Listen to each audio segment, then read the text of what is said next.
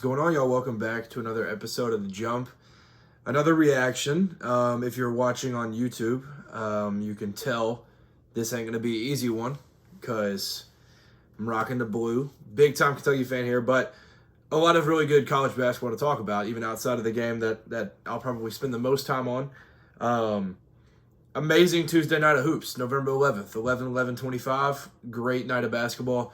It felt like this was kind of the night, if you go based off social media, where a lot of the sports world ended up shifting their eyes, and I think it was probably to do with three ranked on ranked matchups tonight. That was a big part of it. And then even outside of that, there were a couple good games to watch. So college basketball is officially back. That's what it feels like to me. Even though last Monday was really the introduction of it, but a couple of good games to talk about. I'll spend the most time on my beloved Kentucky Wildcats going down in arguably the best rivalry in the sport. So I'll get to that in a minute. I want to start off by giving a shout out to Duke for going to Army. I know it probably has something to do with Coach K going to West Point and some ties there. I think Army played at Duke last year, maybe, or year before. I think they've done it a couple times, but going to Army, and especially on Veterans Day, was an awesome nod. So it was a much more awesome nod than what the game ended up being. It was a 114-59 victory, but the environment looked so cool. It was awesome because it kind of led into the night too, so it was an awesome thing. Cam Boozer played really well, but I want to give a big shout out to Dame Sarr because he is special. He played 21 minutes, 19 points, 3 rebounds, 3 steals. Freakish athlete. Like I talked about him after the Texas game, I believe it was. His length and athleticism is just like so obvious and so apparent the whole time. Like he can guard on ball, guard 1 through 5. I truly believe that. He gets in everybody's grill and crazy athleticism. And yeah, he's gonna be really good for Duke all year. So shout out to Dame Sarr. If you haven't watched Duke, definitely take note of him. And as John Rothstein would say, like, buy stock now because he's going to be special and probably a first-round pick in this upcoming draft. I'll go ahead and get to the nightmare. This was definitely a game where I would say it, as of right now, and I know it's like an immediate reaction to it, it does feel like it's the nightmare scenario that I didn't think could happen, but we're here. And I think it's probably, now this is going to be like a little bit of, this will tick some Louisville fans off, but I'll be honest, like this is unfamiliar territory because in the wise words of Mark Titus, it's not a good rivalry because every time they play, Kentucky wins. That's how it's been. My whole life, there's 4 of my memory in, it's 40-18 all time. And 2 of those 4 that I do remember was the COVID team where it was our worst year in school history, and then the 2013 team where it's not a good year anyways, and that's their national championship with an asterisk team. So 2 of them really actually mattered. Like that's what's crazy to me. So it's an unfamiliar spot where I don't really know what it's like to lose this game, and it honestly. It was I bet if you're a neutral observer, you're probably like, that was an awesome game. 96-88 final. Insane environment. So props to Louisville for that. It's going to make me like throw up giving Louisville so many compliments, but I'm a realist. You gotta call it like you see it. So I'll have to. Insane environment. The Yum was rocking. I know there was a lot of blue in there too. You could hear the Go Cats, Go Big Blue. You could hear that at times through the broadcast. You're like, okay, well, it's probably split. I think there was definitely more Louisville fans, but the passion always shines through with BBN. So you could definitely hear them. And then I think they said like on the broadcast it's the first sellout in like 6 years. That's insane. Louisville be better. That's sad that's the case. I know it's the Super Bowl and all that, but there's been games in the last 6 years that should have been sold out. I mean, you build this, I think this arena's been around 15 years now. You build this state-of-the-art NBA-sized arena and you can't sell it out. It's sad. But whatever it takes, you get a top 12 matchup with number 9 Kentucky coming to to your city and coming to your arena versus your number 12 ranked team that you are pretty ticked about dropping in the AP poll. So you go out and show it. And this game ended up being won and lost in the turnover battle. Total turnovers, Kentucky 14, Louisville 6. Total assist, Kentucky also 14, Louisville 20. A 20-6 assist to turnover ratio and a 14-14 turnover ratio. Louisville has 19 points off turnovers. Kentucky has 10. That's a 9-point difference. Kentucky was by 8. That's the entire game right there. Now, I'm not going to go completely player by player on both squads and explain what this person did and what they didn't, but that's, as a team, that's exactly what it was. Jalen Lowe goes to the line down 4. Misses the front end of a 1-and-1. And that is going to be the image that I think is going to haunt some of BBN's mind. He comes off the bench, plays 30 minutes. And I think it's time to hit the break button on the overreactions with him. Because I've had people text me thoughts on Jalen Lowe. A couple of different people. I've seen on Twitter the overreactions of this man. He played a 30-minute game, and you can point out 3 flaws. Those 3 flaws were in a very, very tough time, and they were him reverting to hero ball that he's had to play for the last season. So when he was at Pitt, he had to do those things. It's going to take him a minute. This is his second game back. Played it against Valpo. This is his second game back. He's going to be fine. He shot a forced 3 that he shouldn't have. He steps on the line late. Outside of those, he opened up the offense completely. As soon as he checked in the game, he made an immediate impact. Throwing a lob to Malachi, throwing a lob to Mo Diabate. That's what he's here for. Now, him completely leaving that hero ball that he's used to playing, that's going to take a minute. But he's going to slowly get out of that and realize that his role is a different type of thing on this team, and it's going to end up paying off big time. I'm not even close to giving up on this man. So, those were obviously the flaws late. At the line, down 4 was very tough. There was a couple threes late that could have put it to 3 points. There were a couple ones right there at the end. And it felt like every time we were on our way coming back, there'd be just something. Just whether it was a turnover or, the missed front end of a 1-and-1, a missed wide open 3 or something. There was just something that would keep the line of us getting over that hump. That would just keep it there, and we could not get across it. But the comebacks were very, very impressive, and the team battled. So that's one big takeaway is really in the Mark Pope era for Kentucky, there's really been one game that felt like a blown just blowout that there was never a chance that we were going to win it, and that was Ohio State last year in the Garden.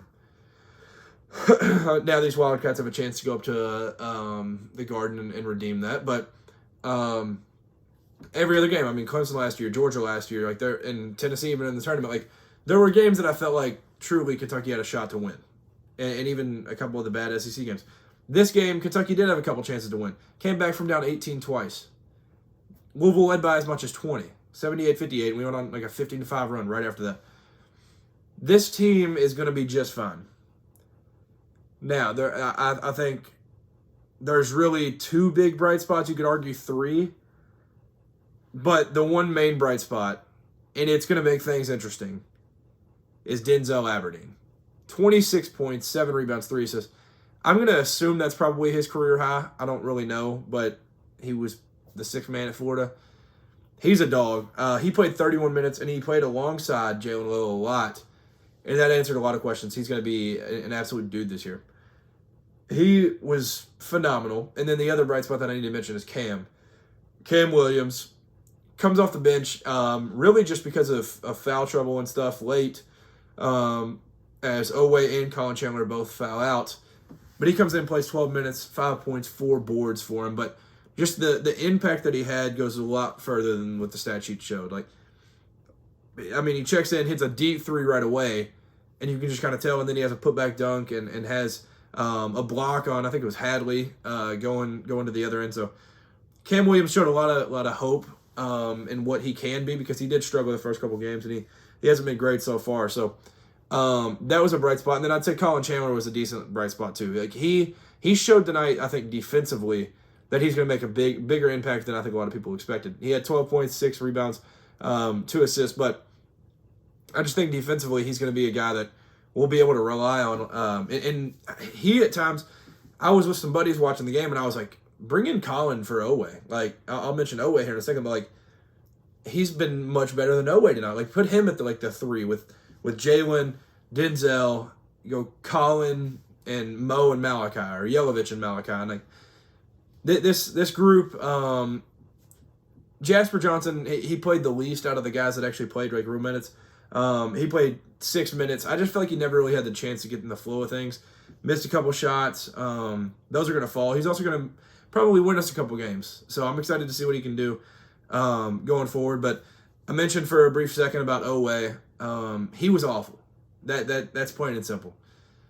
28 minutes. He scores 12 points, 5 rebounds, 2 assists, 2 steals, and a block. But he has 5 turnovers, and it's like one of my buddies that I've talked to a lot about it. He just says like he plays lackadaisical now, and he doesn't know what's up. And some people have said, he got his money and he got comfortable. He got paid a bag to come back, and he got comfortable. I lean more towards it's probably him coming back from turf toe injury where he missed dang near the whole summer. I would lean it's more that direction over anything. He just looks timid and looks slow. He still obviously has the hitch in his shot, but that was never a problem last year because it wasn't that you needed that. He would go in, and he had such a polished finishing game that he would go in and play bully ball and be able to like rush and fly down the lane and still finish through contact and do all this stuff. He's in a completely different role, I get that. And maybe that's the part that I'm not putting enough like weight into, that he is in a different role, and maybe he's trying to figure out whether or not he should do certain things. And like, because last year at times, like last year's team, he was the guy that like you could just swing it to and just go get you a bucket. Now you have like Aberdeen, this new like older version of Colin can do it. Jasper can do it. Cam can do it at times. I think Jalen Lowe can do it. Like there's a lot of guys that can just go get themselves a bucket. So I think he's trying to like maybe navigate a little bit of that, where now we're in full competition, and Louisville did a great job defensively, I thought. Like blitz and stuff. They trap a lot and just force things. For Kentucky, where it felt like they forced it to the corner a billion times. And I just think Owe's got to figure it out. Like he's got to be the version that we saw last year, because tonight that Owe's not ever. We're not winning games with that Owe. There's no way. So he's going to be better. Really, really, really poor performance tonight. But I'm not going to kill him because it's one game. So I think he will be better. It's probably a new like navigation for him that he's trying to kind of understand his role now. But it was not good. I do want to highlight Malachi Moreno. He needs to play more minutes than Brandon Garrison. Brandon Garrison was not good. 3 points, 6 rebounds for Brandon Garrison in 23 minutes. And then Malachi, 8 points, 5 rebounds. Now, this is very interesting because it's basically the battle of who's going to play the minutes until Jaden Quains gets back. Because Jaden Quains is going to play like 25 to 30 minutes a night once he's back. Top 5 pick. Best defender that we've seen in college basketball since Anthony Davis, statistically and analytically. That's who we were missing tonight, and I think that I would say Kentucky's probably the favorite, and Kentucky probably wins if he's in the game. And so once he's back, it's not really Garrison or Malachi. It's going to be like Malachi's probably going to play more minutes because he's just been better. And if Brandon Garrison doesn't step it up big time going forward, I don't know what this is going to be. So I think Malachi has been very, very good so far, defensively and offensively. He's impressed a lot. He's the best lob threat that we've got for sure as of right now. And then Brandon Garrison just doesn't do a whole lot of anything that really makes you want to like keep him in there. But he stays in. And then Mo Diabate, I got to talk about too, because I feel like he should have played a little bit more. He played 18 minutes. He was able to go get himself a bucket, and that's the one thing. Like we knew going into this season, like Mohamed Diabate is the type of guy that's going to be able to defend, get rebounds, do the dirty work. I didn't expect his offense to be that good. His offense is very good, and he can play in these type of games where I feel like he probably should get a post touch. He's not the biggest dude in the world. I think he's like 6'8", but he's physical enough. He has enough finesse to him that like he should probably get the ball more. And I think he's got to play more minutes in that type of game. I think him and Jasper's got to play more minutes in these games. Yelovich was impressive again. The depth continues to go on and on. And I know the joke is like, oh, there's $22 million just to lose that game. I don't really know what the point of, like, last year's team was very, very successful because we could shoot, we could hit threes, all these different things. What did we shoot tonight? 35%. So it's not that bad. Not terrible. I shot 34 threes, so that definitely probably made Pope happy. But I just don't understand the point of not going to get, like, a shooter. I know we went after Lamar Wilkerson, who is killing it in Indiana. Shout out to IU, big-time win over Marquette. But I don't, like, you've got to get one of them. Like, last year's team had a bunch of them where it was like, if they shoot it, that's going in. Especially Kobe Brea. There's not one of those this year. It's all these guys that are kind of streaky, in my opinion. Like, it felt like Denzel Aberdeen would never miss a corner three. He missed a couple tonight. Colin Chandler, he misses some threes. So there's not, like, a consistent, like, Louisville has three of them. And I'll mention, like, that in a minute, but, like, they had so many times where, whether it was McNeely, Brown, or Conwell, would be wide open. And it was like, oh, my gosh. And then, obviously, it goes in because you're not going to leave 40% three-point shooter wide open and then miss it. They're making those. So that was the thing last year is, like, there'd be so much action and so much stuff going on all around the court, and then you'd get, like, where there was Ansley Almanor, Andrew Carr, Jackson Robinson, like, there was different guys, and it would get swung to them, and they're hitting that three. They are smacking that three. This year, I don't necessarily feel confident in that. For three, Denzel shot 40%. Colin shot 4 for 6. He was pretty good. But overall, it's not great. And it's gonna be an interesting thing because, like, Pope went, I think, all in defensively where he was like, all right, let's get a couple 3-and-D wings. Let's get some guys that can sit down and guard somebody. And I think he, like, maybe overcorrected for what we lacked last year. And I think that was part of his mindset was like, I'll get these guys and then teach them how to shoot instead of getting guys that can't shoot and try to teach them defense because Pope's an offensive guy, knows offense like the best of them. And that was really the thing that stood out to me because I just think there needs to be more of a blending of, like, go get shooters and defensive guys that can help defensively. So now to the Louisville side, this is going to hurt. Louisville was the better team all night. I'll just put it that way. For their side of things, I think their biggest bright spot from a guy that knows their roster pretty well is not the guys that combined for 53 points. I think it's Sanana Frew.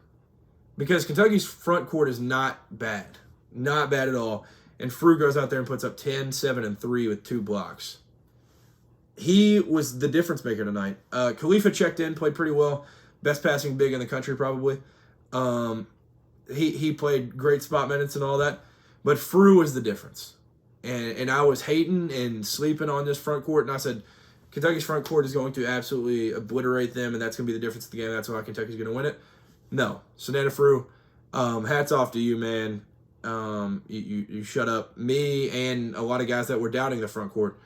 25 good minutes from him. And then I got to talk about the big three that all played 30-plus minutes. Ryan Conwell, who I think will be Louisville's best player. I know it's like a bold take because Mikel is going to be like a top 10 pick, but I think he's going to be their best player because of how he gets it done. Like, Mikel can do it with it in his hands, but Ryan Conwell, I think it's maybe because I'm a little biased because I've been a fan of him since Indiana State days, but he can just get it done wherever and whenever. Like, there were times that, I mean, him and Ali, I think they had a couple of them where he'd just, like, backdoor or, curl something where he would be able to kind of bump a defender and then go get his. Like, he did it in so many different ways tonight. Only shooting, he ended up shooting 10, but shot 40%. Went 8 for 12 from the line. The dude's just awesome. He got some foul trouble, but Ryan Conwell is really, really good. Then Mikel Brown. just a stud.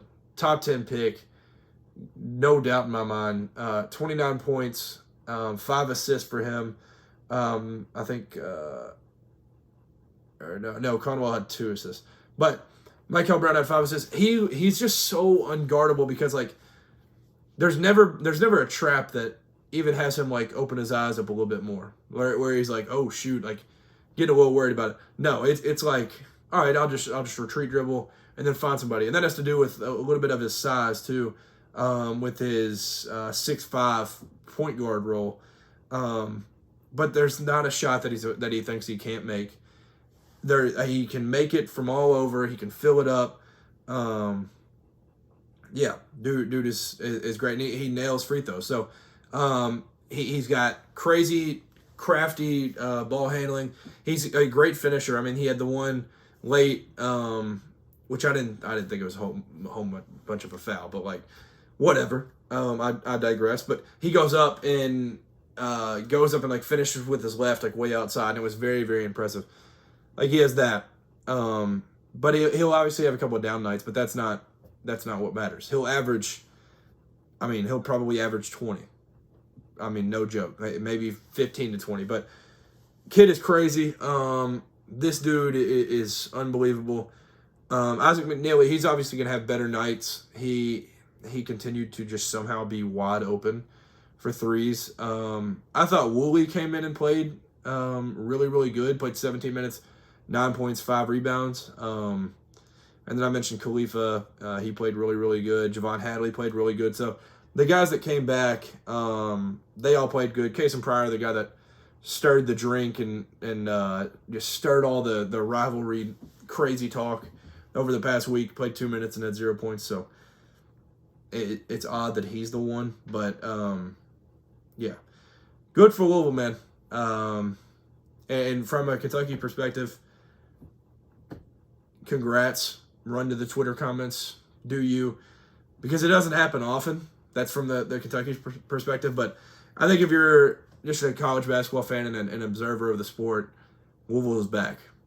Kenny Payne had them in the dumps for a couple years, and it was like hot seat talk every single night for them where they could not win even non-ACC games against bad teams like Bellarmine, Kentucky Wesleyan beat them. Like, they're back, man. Like they're 12th. They'll be ranked in the top 10 this upcoming week because I think both these teams are national championship good. And I think I was hesitant on Louisville just because of the front court, but I mentioned Sananda Frew, and then you have what Khalifa was able to do off the bench helped big time too. So maybe their defense is gonna have to be a little bit better because I thought Kentucky honestly played so bad to only lose by 8.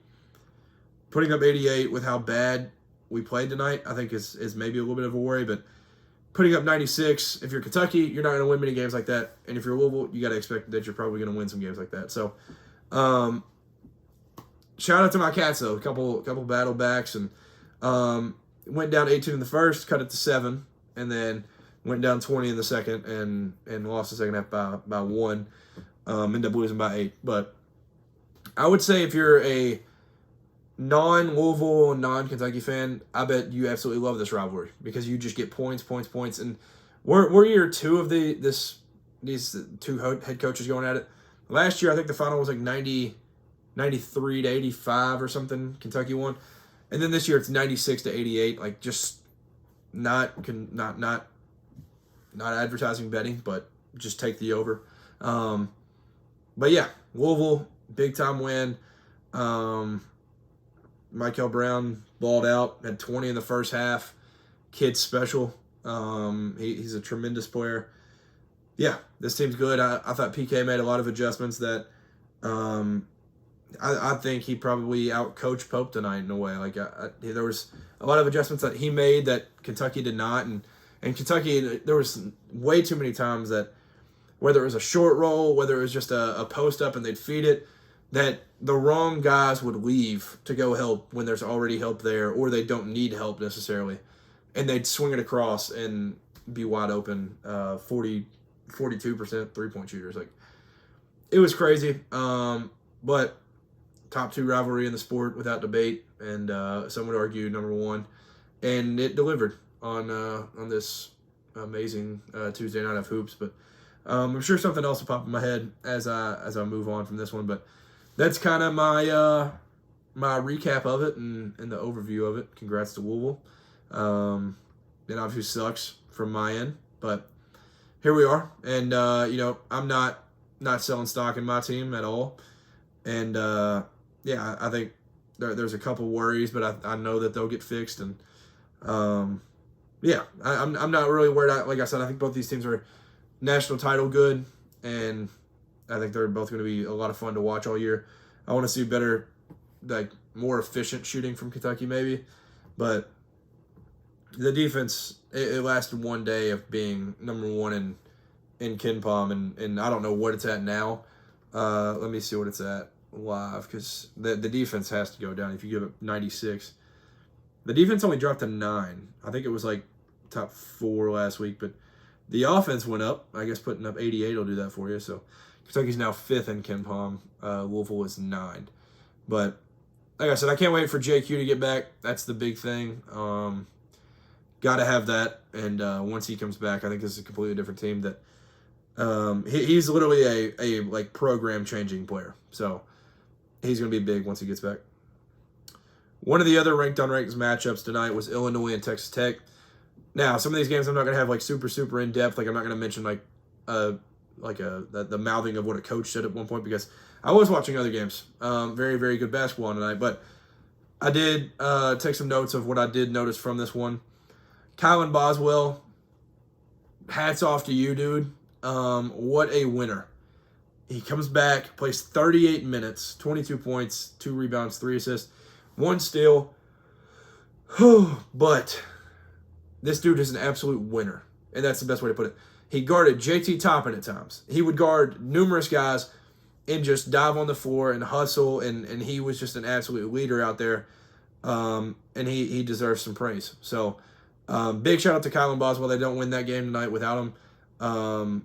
He's obviously been in the program a couple years, a senior leader, and that's what you need out of him, and he delivered it tonight. Andre Stojakovic, he was kind of the takeaway for me. Off the bench, 26 minutes, basically played starter minutes, but had 23 points, 3 rebounds, an assist, and 3 steals with 2 blocks. So obviously the stats are very, very good, but he also, you can just tell how completely different he is from what he was at Cal and Stanford, where he was obviously the dude there. Everything worked around him, and now seeing him fit into the flow of an offense instead is beautiful to see. And seeing what he can do with it is awesome. And I think his game's only going to get better and better and better as the year goes on. But he made that clutch block there at the end and guarded Christian Anderson, made everything very, very tough on him. Christian Anderson had 8 points tonight. After, what were his first 2 games? He had 34 in the first game, 18 in the second game, and he forced him to 8 points tonight. Very, very impressive. And he had 11 assists, but that was really just having to force it out of his hands. And so, he was chasing him all around the court. He's not an easy guard, so he blocked the shot that was the potential tie, and then they had to foul and all that. So it was awesome. Texas Tech, though, I will say, I would say overall as a team, watching them tonight did not have me worried. I think it spoke more on who Illinois is, and that their ceiling is much higher than I thought it was going to be, than what it said about Texas Tech maybe not being good. And shout out to Texas Tech, because going to State Farm Center, that's not easy. So they do an official road game, an actual road game. But Christian will be better than that. I think there's Stojakovic killed it tonight on him.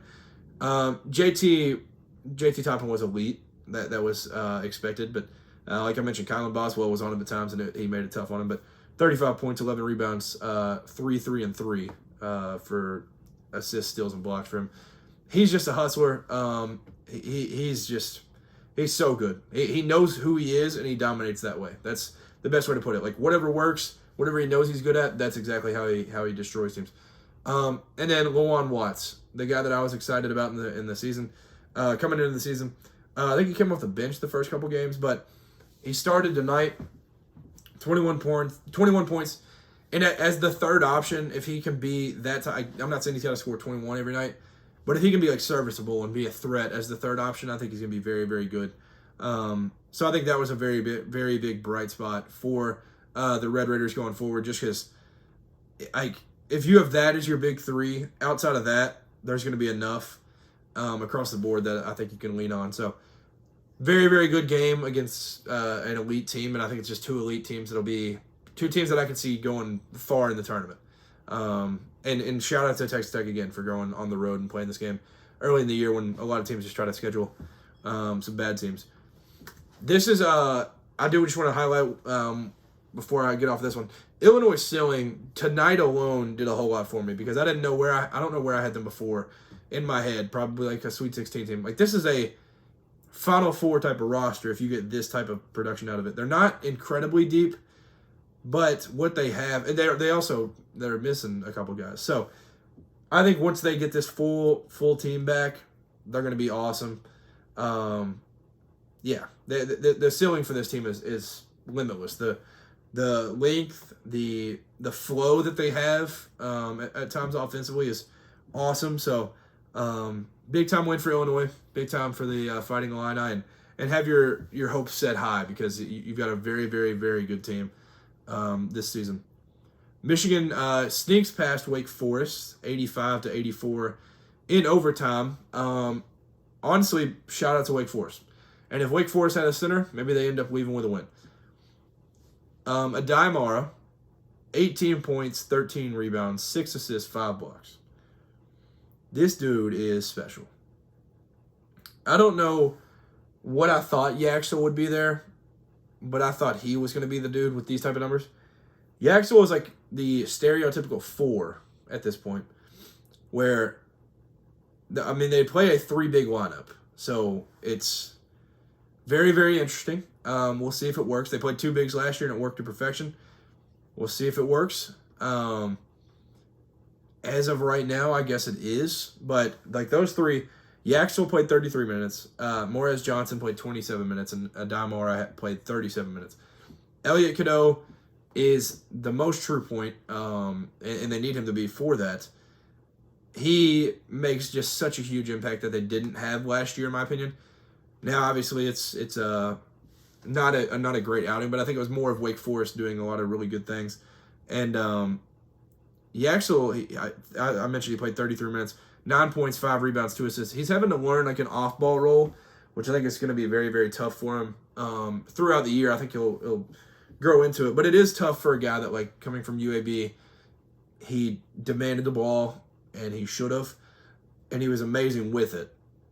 Now he goes to a system where it's more of like Elliot Cadeau just going off pick and rolls, and maybe he's sitting on the wing, sitting on the corner at some point, and they're expecting him to make shots and do stuff that way. So, yeah, he went 1 for 7 from 3 tonight. Like that'll also grow. Like I think he's just gonna start hitting more. But the 3 big lineup is very, very intriguing. Like it's weird because it's like I don't know how they're gonna guard some teams. Like Wake Forest doesn't really have a big. Like I don't know how tall their tallest guy is. I guess 6'7", 6'8".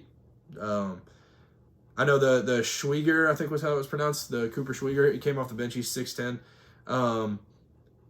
He's big, and then the Marion off the bench. Like those 2 guys played good minutes. Like neither of them necessarily showed me a ton, but those guys at least have length that I think when they go up against a team that's got 3 legit guys that can start at center, maybe those guys end up playing some more. But like Wake Forest is not super big, and I think that's why they were able to stay in this one. Like Wake Forest did whatever they want. They got to where they wanted to offensively with the ball, and I think it's just because it's bigs naturally just have slower feet, and you're running 3 bigs out there. So, yeah, it was a not a great promising game for Michigan.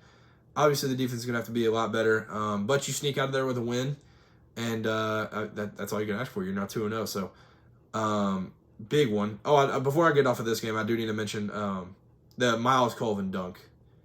Sorry, Elliot Cadeau. He had a pretty good night overall, I would say, But man, that, if you didn't see it, go look that up. That dunk, I mean, as a Kentucky fan, I'm a little biased, but I think Colin Chandler's is a little bit better. But that one, I mean, especially in the game that you're in too, Miles Colvin, yeah, hats off to you, brother. That was incredible. Another rivalry that was played tonight, Florida and Florida State. Luke Locks has his boys playing, and I thought this would be more high scoring, especially if Florida State was going to be in it the whole time. But no, they are right there in it. Florida escapes with a 78-76 victory in the O'Connell Center. So going on the road like that, if you're Florida State and keeping it that close with the defending national champs, you got to be pretty confident about that. But I would say I'm officially worried about Florida. It's not that they're not going to be good. That's certainly not it at all. They'll still be really, really good. They'll still be like a top 5 team in the SEC all year. They'll still be a top 20 team, I think, at worst. Where'd they fall to? They're at 10 now. I still think they're like a top 20 team at worst. But these guards are not cutting it. Xavier Lee and Boogie Flynn, they're just, I think, too similar in how they like want to end up playing. Like Xavier, I think, is just wanting to like, I mean, create a little bit, but I think he's like kind of wanting to be in more of a role where he's just taking a lot of shots. He shot 10 threes tonight, made 1. Boogie Flynn shot 7 threes tonight, made 2. It's just not, I think they're both wanting to be more of a scoring threat. And I think it's based, I mean, Xavier coming from Princeton, he did do that a lot where he was able to create. He could kind of choose how he wanted to play each game because he was just better than everybody around him. Boogie Flynn's always been like a guy that can just go score it and do his thing. But the guard play is really, really bad. Really bad. Their front court, Tommy Houck, hats off to him. He's been amazing. He played 38 minutes tonight. He's been their best player of the season by far. He had 20, 13, and 3 with 2 blocks. And he's kind of taken the role that I think a lot of people expected Alex Condon to play. Condon's been bad. They've played 2 legit teams, and he's had 6 turnovers in both those games. Arizona and then this one. He played 32 minutes, had 13 points, 6 rebounds, 2 assists, and a steal with 2 blocks. Not that he's bad at all, but I think he was expected to take a leap where it was like, oh, this could be SEC Player of the Year type of guy. That's not it at all. He's far from that. And Tommy Houck's really taken that role. Chinyalu, he was an absolute menace on the boards tonight, 16 boards, but he just doesn't show me a ton offensively that like makes me want to keep him in the game over Klavsar and Hand-Lockton. Like those guys, I think, provide those minutes. So the starting 5 is like the guards have to be good. The 2 of them, they have to be good.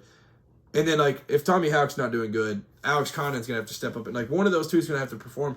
And it feels like there's just a whole lot of weight on their shoulders. When last year, like that backcourt for Florida with Will Richard, Elijah Martin, and Walter Clayton, like that trio, like walked in and instilled fear in people, the way that they played and the way that they were able to, take off and take over games and kind of seal it.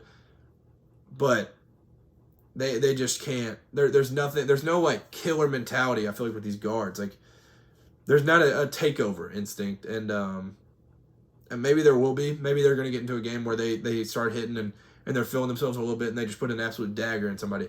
But as of right now, we're not seeing that through a few games, and I would say I'm a little bit worried. I'm a little bit worried.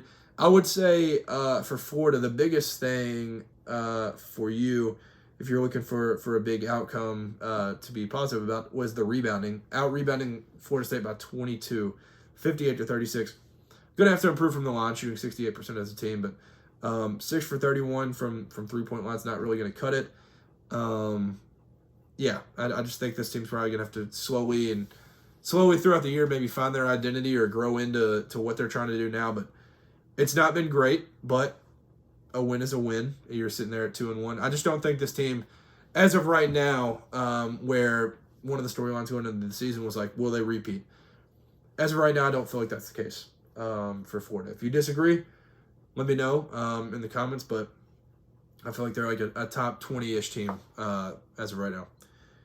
One game that didn't have a ranking beside it, but I want to mention for a second because I did watch a good amount of this one.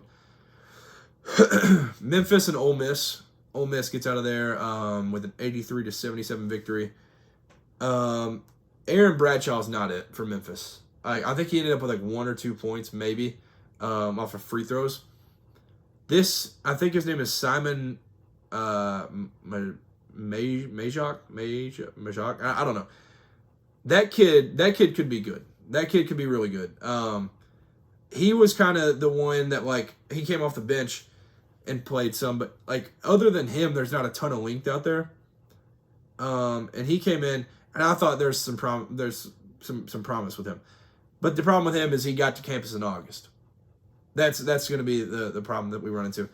I know Penny Hardaway has been pretty open about his late to the season or late in the off season installing certain things, and maybe that's the reason. But Memphis is very, very predictable in what they do.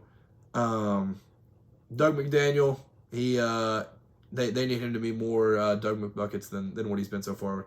He had 15, 7, and 7, so it's serviceable and probably going to help you win some games in the American. But this is not a great outing for a 6-point loss. I think it looked worse than what it actually was.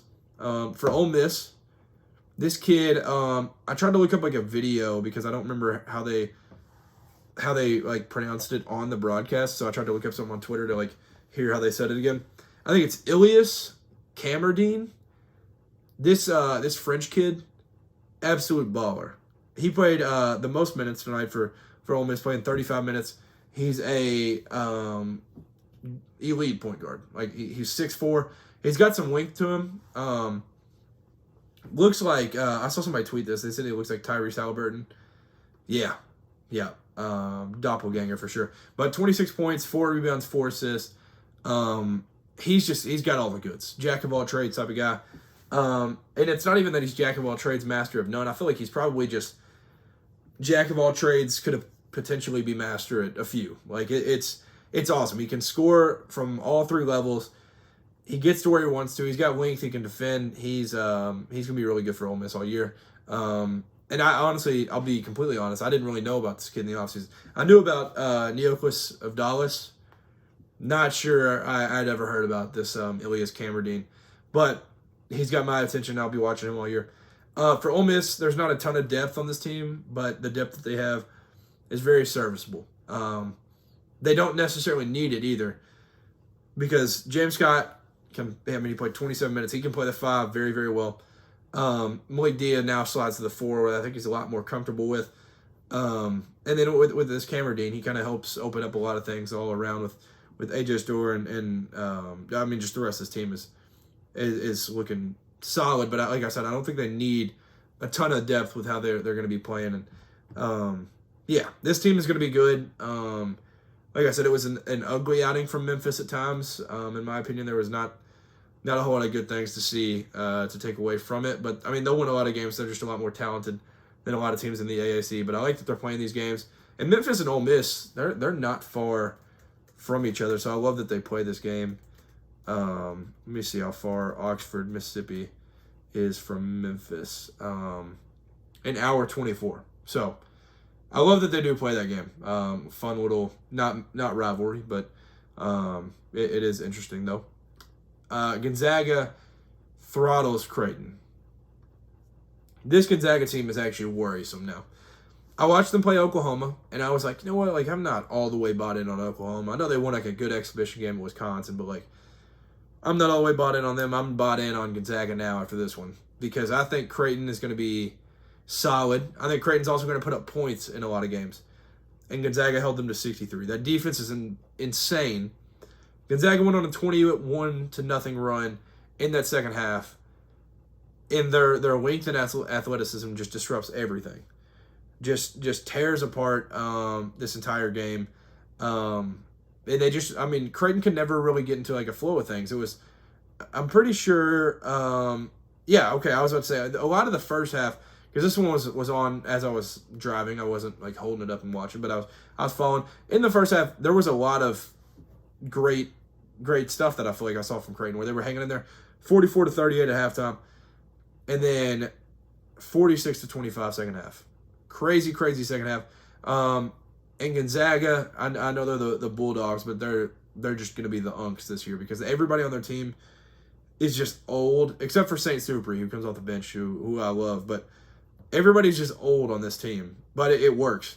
And they play a lot of guys. They have some depth. And their ceiling is crazy high. It's much different than most Gonzaga teams that we've seen in the past. They don't have like a true point guard. There's not a Nimhard or a Hickman anymore. But they have St. Supri, who can make any pass in the world. He's got a lot of European game in him because he's from Spain. But